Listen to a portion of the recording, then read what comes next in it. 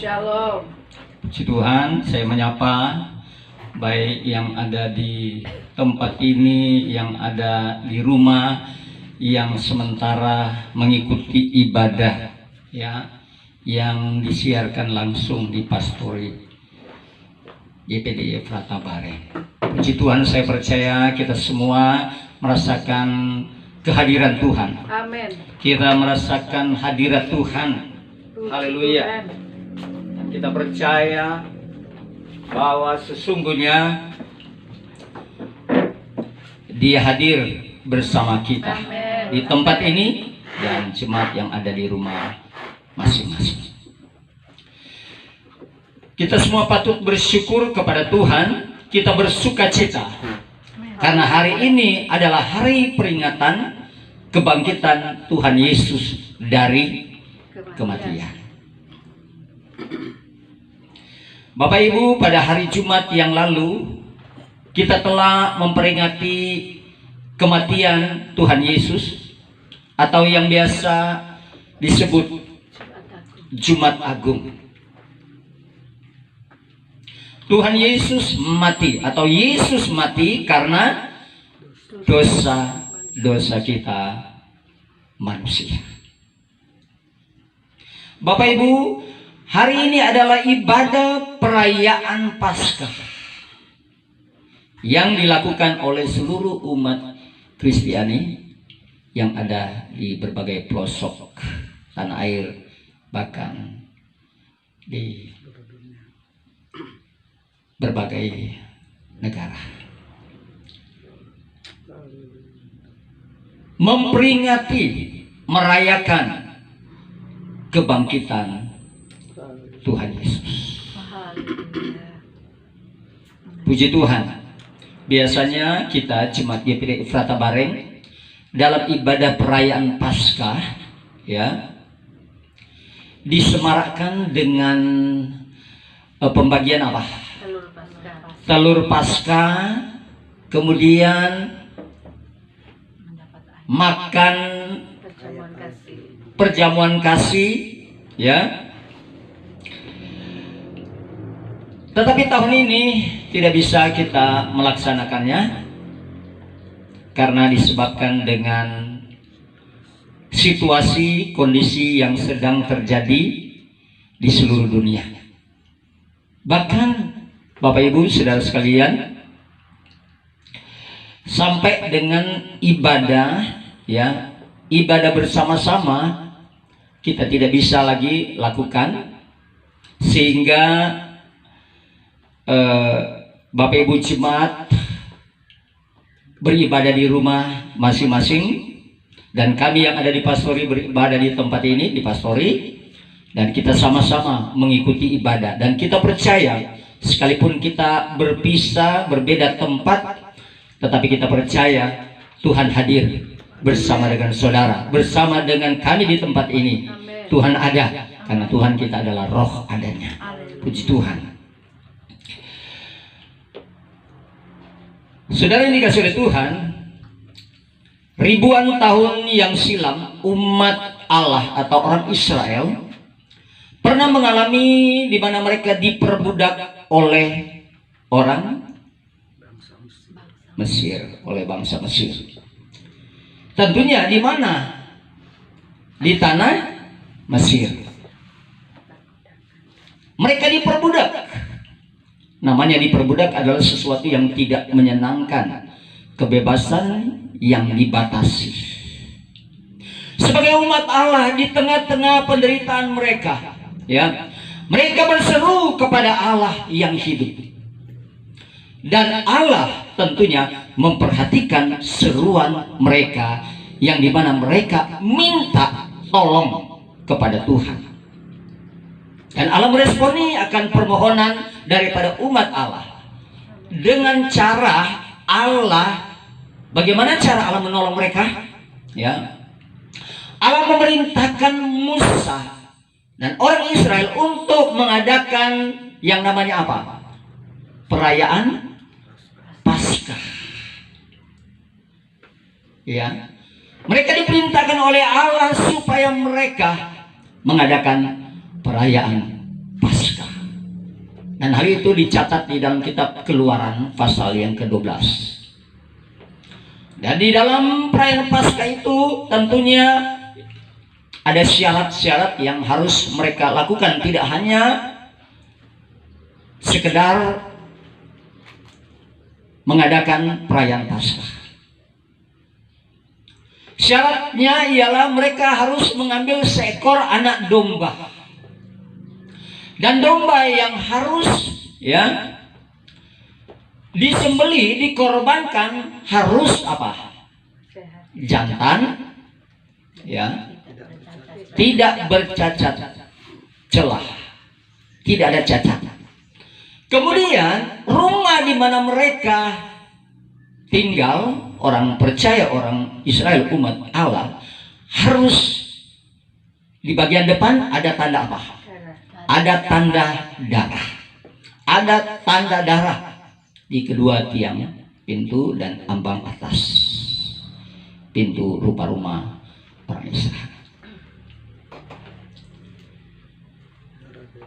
Saudara ini dikasih oleh Tuhan, Keluaran pasal 12, saudara bisa melihat di sana bahwa dalam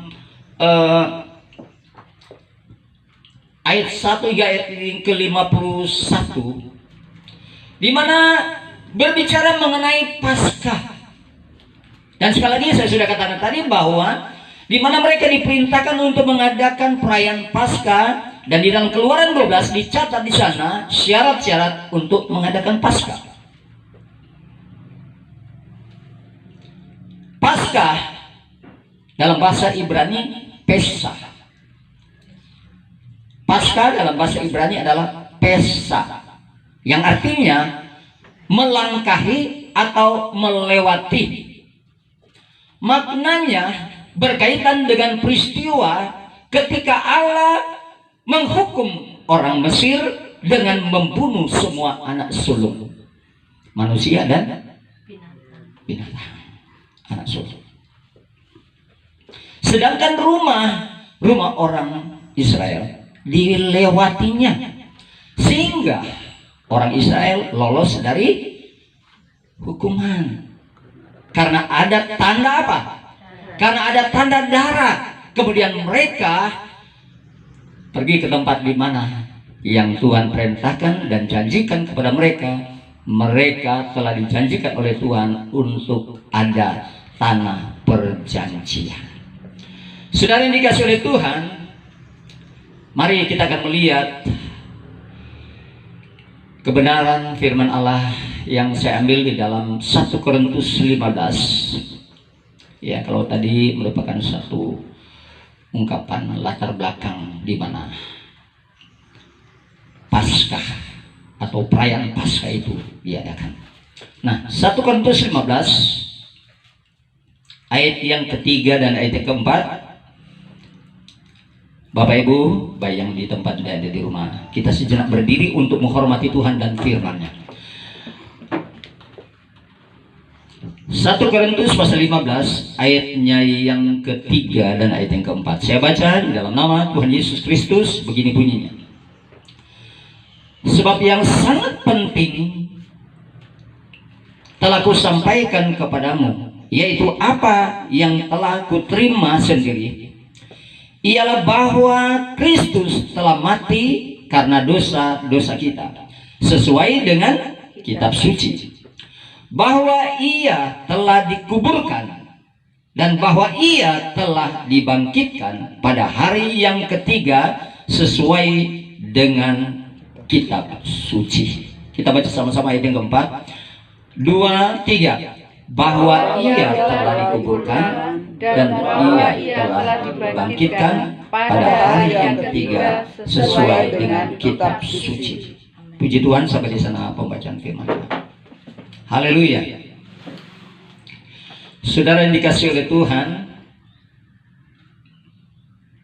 apa yang dialami oleh Tuhan Yesus, apa yang terjadi di dalam kehidupannya, jauh sebelumnya Alkitab sudah menubuatkan. Ya. Alkitab sudah mengatakannya bahwa Dia akan menderita, dia akan mati, ya, dia akan menderita, dia akan disalibkan, ya, mati. Kemudian lebih daripada itu, kalau kita membaca, ya, dikatakan juga dia dikuburkan, dia bangkit pada hari yang ketiga. Puji Tuhan. Kebangkitan Kristus memberikan jaminan bagi orang yang percaya. Amin. Amin. Kebangkitan Kristus tanda bahwa gereja Tuhan dibawa oleh Tuhan sendiri kepada kemenangan, datang pada kemenangan. Puji Tuhan. Dan kita percaya dan yakin sungguh dengan adanya Dia telah memikul dosa kita di atas kayu salib. Puji Tuhan. Dan kita percaya bahwa rencana dunia, rencana kuasa kegelapan yang ingin menyerang kehidupan kita, dan kita percaya, karena kita percaya kematian dan kebangkitan Kristus itu berkuasa, maka Dia berkuasa melindungi kita. Dia melewati kita, ya, segala masalah, segala tantangan, segala cobaan yang ingin membinasakan kehidupan kita. Kita percaya itu akan lewat. Amin. Karena Dia Immanuel, karena Dia kalahkan semuanya itu. Haleluya. Bapak Ibu sedang dikasih oleh Tuhan. Nah, kemudian saya katakan tadi bahwa umat Allah dalam perjanjian lama, mereka diperbudak. Oleh siapa yang memperbudak mereka? Adalah manusia. Nah, kalau kita di akhir zaman ini, kira-kira apa yang sedang memperbudak kita? Ada banyak hal, ya, ada jawaban di sini. Ada banyak hal, mungkin di rumah juga punya jawaban-jawaban. Ada banyak hal, ya, yang bisa memperbudak akan kehidupan kita. Tetapi pada akhir-akhir ini, apa yang nyata saat ini? Ya, sakit penyakit. Kemudian yang sudah mendunia saat ini apa? Ketakutan. Virus corona yang mengakibatkan ketakutan, kekhawatiran, kecemasan menimpa kehidupan manusia. Ya. Jadi kalau bagi umat Allah di perjanjian lama, ya, musuh atau yang memperbudak kehidupan mereka adalah kelihatan. Karena manusia yang datang, ya, yang memperlakukan hal-hal yang membuat mereka tersiksa, kerja paksa, ya. Mereka ingin memuliakan Allah, memuji Tuhan, dikekang, tidak boleh, ya. Nah, itu sebabnya mereka berseru-seru dan minta pertolongan daripada Allah yang hidup. Dan akhirnya mereka ditolong oleh Tuhan. Nah, kemudian kita yang saat ini saya katakan kita diperbudak oleh berbagai macam hal. Kita teladani umat Tuhan di perjanjian lama. Mereka berseru kepada Allah. Amin. Mereka minta pertolongan kepada Tuhan, dan kita tidak bisa mengandalkan kekuatan manusia kita. Kita tidak bisa mengandalkan harta dan kekayaan kita. Sudah dikasih oleh Tuhan. Kita tidak bisa mengandalkan apa yang ada di dalam dunia ini. Selain kita harus mengandalkan Tuhan. Saya katakan tadi bahwa kita diperbudak, ya, diperhamba oleh apa? Macam-macam. Dan yang ada saat ini, yang nyata saat ini adalah virus corona. Diperbudak, harus tinggal di rumah. Padahal kita perlu beraktivitas di luar sana, apalagi pekerjaan kita mungkin di luar sana, ya. Kita harus pakai masker. Tidak biasanya kita harus pakai masker. Ada teman saya memimpin ibadah pemakaman, dia harus menggunakan masker sehingga dia berbicara, berkata-kata, ditutup mulutnya sehingga tidak enak sebenarnya didengar, ya. Tidak seperti biasanya, ya. Kemudian anak-anak sekolah harus libur. Padahal mereka perlu meneruskan pendidikan di sekolah. Orang yang bekerja di kantor, orang yang bekerja di luar sana, harus pekerjaan mereka harus dikerjakan di rumah. Kemudian lebih daripada itu, bagi kita sebagai umat Allah, berapa banyak orang yang ingin datang beribadah di rumah Tuhan, di gereja, di tempat ibadah yang biasanya kita adakan. Tetapi dengan situasi kondisi yang ada saat ini, tidak boleh kumpul banyak orang di tempat ibadah di gereja. Bukan, yang salah memahami, pemerintah dan pimpinan gereja bukan melarang untuk beribadah, bukan. Berapa banyak di antara teman-teman kita yang ada di Jombang, di Manado, di mana-mana kita lihat, saksikan sendiri, mereka beribadah di gereja. Tetapi ya, tidak harus mengumpulkan seluruh jemaat. Kalau di berbagai tempat, ya, saya perhatikan mereka datang, ada yang 30-an, sekitar 30-an. Tetapi kebanyakan itu siapa? Pelayan. Maksudnya yang masuk di dalam pelayan-pelayan mereka hadir, yang lain terima di rumah, yang tidak punya WA, nanti yang hadir mereka juga pergi pulang ke keluarganya, mereka share kembali yang sudah disampaikan. Bapak Ibu Saudara yang dikasihi oleh Tuhan, firman Tuhan datang kepada kita sekalipun di tengah-tengah situasi yang tidak menyenangkan saat ini, tetapi firman Tuhan datang kepada kita dan memberikan kepastian kepada kita. Dikatakan apa, saudara? Ya, dikatakan, sebab yang sangat penting telah kusampaikan kepadamu, yaitu apa yang telah kuterima sendiri, ialah bahwa Kristus telah mati karena dosa-dosa kita.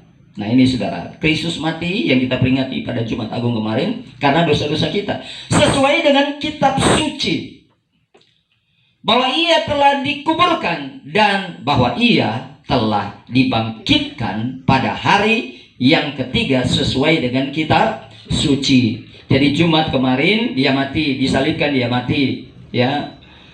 Hari yang kedua, hari Sabtu. Hari yang ketiga, hari Minggu, tepatnya pada hari ini atau pada lebih 2000 tahun yang lalu, Yesus telah bangkit. Amen. Kalau hari ini kita memperingati atau merayakannya.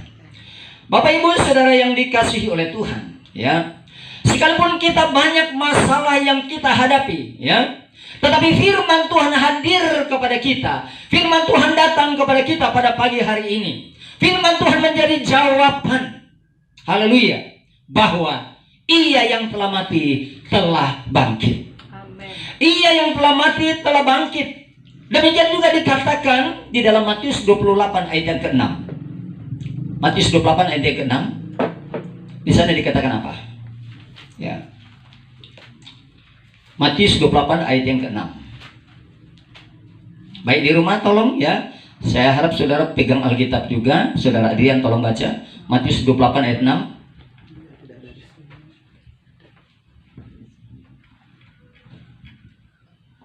Ayat 6. Matius 28 ayat 6. Ia tidak ada di sini sebab ia telah bangkit sama seperti yang telah dikatakannya. Mari lihatlah tempat ia berbaring. Haleluya. Amin. Jelas firman Tuhan katakan, di mana ketika orang-orang datang mencari dia yang mati, haleluya. Tetapi ada jawaban yang datang kepada mereka yang mencari dia yang mati itu dikubur. Jawabannya apa? Ia tidak ada di sini sebab ia telah bangkit. Puji Tuhan. Bapak Ibu Saudara dikasih oleh Tuhan, benar-benar kita amenkan dan kita yakin memang Yesus yang kita sembah, dia adalah Yesus yang mati. Tetapi kita percaya dan yakin sungguh sesuai dengan kitab suci, sesuai dengan firman Tuhan, ia bangkit dari kematian. Amen. Puji Tuhan. Nah, Bapak Ibu Saudara yang dikasih oleh Tuhan, mengapa kebangkitan Kristus begitu penting bagi kita sebagai orang percaya?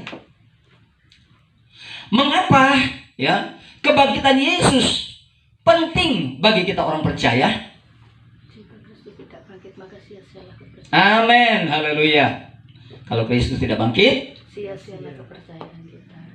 oke, saya tidak bawa banyak poin pada pagi hari ini seperti pada hari ini, pada Jumat kemarin ada 3 poin, mungkin hanya 2 poin. Yang pertama, mengapa kebangkitan Kristus penting bagi kita sebagai orang percaya? Yang pertama, kebangkitan Yesus membuktikan bahwa Ia adalah Allah yang berkuasa atas maut. Amin. Sekali lagi, kebangkitan Yesus membuktikan bahwa Ia adalah Allah yang berkuasa atas maut. Amin. Amin. Berkuasa atas maut. Matius 28 ayat 1, ayat yang kedua. Matius 28 ayat 1 dan ayat yang kedua. Kita baca sama-sama. Hitungan yang ketiga, 2, 3. Setelah hari Sabat lewat, menjelang menyingsingnya fajar pada hari pertama minggu itu, pergilah Maria Magdalena dan Maria yang lain menengok kubur itu. Maka terjadilah gempa bumi yang hebat, sebab seorang malaikat Tuhan turun dari langit dan datang ke batu itu dan menggulingkannya, lalu duduk di atasnya. Maka terjadilah gempa bumi yang hebat. Terjadi apa? Gempa bumi. Gempa bumi yang hebat saat kebangkitan Kristus. Ya, sekali lagi, saat kebangkitan Kristus terjadi apa? Gempa bumi yang hebat. Jadi di sini kita melihat bahwa kebangkitan Isa Al-Masih Yesus Kristus ditandai dengan gempa bumi. Membuktikan bahwa Ia adalah Allah. Amin. Amin. Membuktikan bahwa Ia adalah Allah yang berkuasa atas maut. Memang Bapak Ibu sudah dikasih oleh Tuhan. Ya. Harus kita akui dan kita pegang firman Tuhan bahwa yang mati bukan Allah, bukan Tuhan. Tetapi yang mati adalah manusia. Karena Allah datang ke dalam dunia mengenakan tubuh manusia. Allah datang ke dalam dunia, Allah turun ke dalam dunia mengenakan tubuh manusia. Dan dia memang berinkarnasi jadi manusia. Jadi ketika terjadi penderitaan, penyalipan yang membuat dia menderita, bukan Allahnya yang menderita. Bahkan sampai dia mati, Allah tidak mati. Yang mati adalah manusia. Sekali lagi, yang mati adalah manusia. Sama halnya dengan kita manusia atau dengan kematian yang terjadi saat ini. Kalau saya mengatakan bahwa yang mati tubuh jasmani, nafas roh kita tidak mati. Alkitab Perjanjian Lama katakan kembali kepada Sang Khalik atau Pencipta. Nah, apalagi Allah kita di dalam Yesus Kristus itu, Alkitab jelas sekali mengatakan Dia adalah roh adanya. Amin. Dia adalah roh adanya. Jadi Allah tidak pernah mati. Ya. Puji Tuhan. Saudara yang dikasih oleh Tuhan. Tetapi kita lihat bahwa sesungguhnya Dia yang datang ke dalam dunia berinkarnasi, Dia menjadi manusia dan manusianya mati, dan pada saat Dia dibangkitkan oleh Allah terjadi satu reaksi, yaitu gempa bumi. Saya katakan tadi bahwa di dalam poin yang pertama yang ingin saya sampaikan, kebangkitan Yesus membuktikan bahwa Ia adalah Allah yang berkuasa atas maut. Yohanes 11 ayat 25 berkata apa, saudara? Ya. Yohanes 11 ayat 25. Di sana Yesus berkata, "Akulah apa? Kebangkitan dan hidup. Barang siapa yang percaya kepadaku, ia akan hidup walaupun ia sudah mati. Nah, kita lihat di sini membuktikan bahwa dia adalah Allah yang luar biasa yang datang ke dalam dunia. Haleluya. Ketika kebangkitannya terjadi, kita lihat sesuatu yang luar biasa. Bukan hanya daerah itu yang merasakan, ya, bahkan sampai pada saat ini seluruh dunia harus mengetahui bahwa sesungguhnya Yesus itu disembah, dimuliakan, diagungkan. Kebangkitan Yesus menjamin kebangkitan orang-orang percaya di masa yang akan datang. Amin. Ya, tidak bisa dipungkiri berapa banyak di antara saudara-saudara kita dalam Tuhan yang sudah kembali, sudah meninggal. Dan berapa banyak di antara mereka meninggal atau mati di dalam Tuhan. Mereka tetap memiliki keyakinan bahwa Yesus adalah kebangkitan dan hidup. Mereka tetap yakin bahwa Yesus berkuasa membangkitkan mereka. Sekalipun kematian tubuh terjadi, tetapi mereka yakin bahwa tubuh yang mati bahkan dikuburkan satu waktu, waktunya Allah dibangkitkan. Haleluya. Saudara dikasih Tuhan, itu sebabnya saya katakan kebangkitan Yesus menjamin kebangkitan orang-orang percaya di masa yang akan datang. Alkitab berkata, kedatangan Yesus pada kali yang kedua, orang-orang yang mati di dalam Tuhan akan dibangkitkan. Puji Tuhan. Kita melihat juga, saudara, apa yang dikatakan oleh 1 Korintus 15 ayat 22. 1 Korintus 15 ayat 20.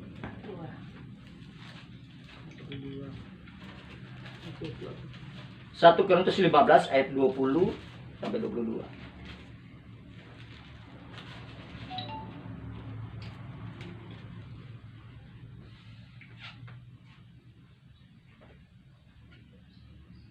Dikatakan di sana, sekali lagi dikatakan di sana, tetapi yang benar, ya.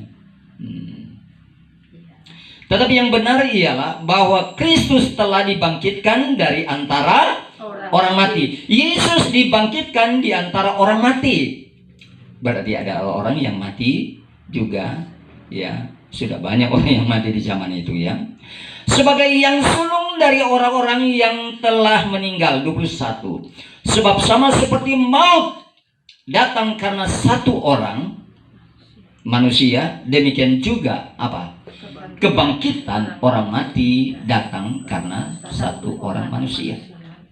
Karena sama seperti semua orang mati dalam persekutuan dengan Adam, demikian pula semua orang akan dihidupkan kembali dalam persekutuan dengan Kristus. Nah, kita lihat di sini bahwa sesungguhnya kebangkitan orang-orang yang mati di dalam Tuhan dijamin oleh Tuhan. Sekali lagi, dijamin oleh Tuhan. Puji Tuhan. Dia menjamin kehidupan orang percaya. Itulah sebabnya kita tidak usah takut dengan kematian kalau kita ada di dalam Tuhan. Ya, kalau kita di dalam Tuhan, kita tidak usah takut.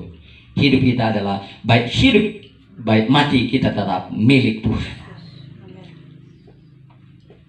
Kebangkitan Yesus Kristus mengandung arti bahwa ia, ya, telah mengalahkan kematian. Amin. Kebangkitan Yesus Kristus mengandung arti bahwa ia telah mengalahkan kematian. 1 Korintus 15 ayat 55. Hai maut, di manakah kemenanganmu? Hai maut, di manakah sengatmu? Sengat maut ialah dosa, dan kuasa dosa ialah hukum Taurat. Tetapi syukur kepada Allah yang telah apa? Memberikan kepada kita kemenangan oleh Yesus Kristus. Syukur kepada Allah, sebab Dia telah memberikan kemenangan kepada kita semua. Siapa yang memberikan kemenangan? Siapa yang menjamin kemenangan dalam hidup kita? Dia adalah Yesus, Tuhan yang bangkit dari kematian. Dia adalah Tuhan, Dia adalah yang bangkit dari kematian. Dia yang menjamin dan membawa kita kepada kematian. Haleluya. Saudara yang dikasih oleh Tuhan, itulah sebabnya mari biarlah pengiringan kita kepada Tuhan jangan sampai kita menjadi goyah karena dengan masalah. Jangan sampai dengan masalah-masalah yang terjadi lalu kita mungkin berkata bahwa persoalan ini, masalah ini lebih besar. Ya. Betapa besar, betapa banyak persoalan yang kita hadapi, kita harus berkata dengan iman, Yesus lebih besar. Amin. Kita harus berkata dan berani berkata, Yesus lebih besar. Karena dia adalah kebangkitan dan hidup. Yang terakhir, saudara dikasih oleh Tuhan, seperti saya katakan tadi, kita tidak panjang lebar. Yang terakhir, poin yang kedua, ya, mengapa kebangkitan Kristus penting bagi kita sebagai orang yang percaya. Yang kedua, kebangkitan Yesus membuktikan bahwa janjinya tak pernah gagal. Amin. Kebangkitan Yesus membuktikan bahwa janjinya tidak pernah gagal.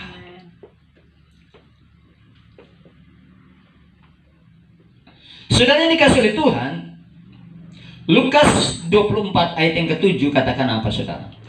Lukas 24 ayat yang ke-7 dikatakan di sana, yaitu bahwa anak manusia harus diserahkan ke tangan orang-orang berdosa dan disalibkan dan akan bangkit pada hari yang ketiga. Dan akan bangkit pada hari yang ketiga. Sudah dikasih oleh Tuhan.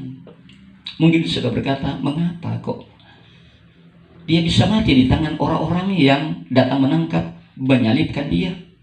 Saya mau katakan pagi hari ini adalah atas izin Tuhan. Sebab dengan dia, haleluya, menyerahkan dirinya, dia harus taat kepada Bapa. Dan dengan demikian, maka dia datang dan dia tanggung semua kesalahan kita manusia, sehingga di dalam dia kita boleh mengalami keselamatan.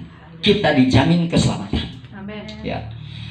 Dan akan bangkit pada hari yang ketiga. Kita lihat di sini bahwa kebangkitan Yesus membuktikan bahwa janjinya tidak pernah gagal. Apa yang dia sudah katakan, apa yang sudah dinubuatkan, itu benar-benar digenapi.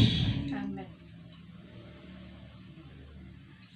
Sudah dikasih oleh Tuhan, Allah kita dia berjanji adalah ya dan amin.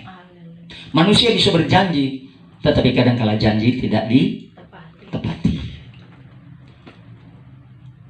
Kadang-kala manusia berjanji, saya harus begini, saya harus begitu, saya harus lakukan ini, tetapi realisasinya kadang-kala tidak ada.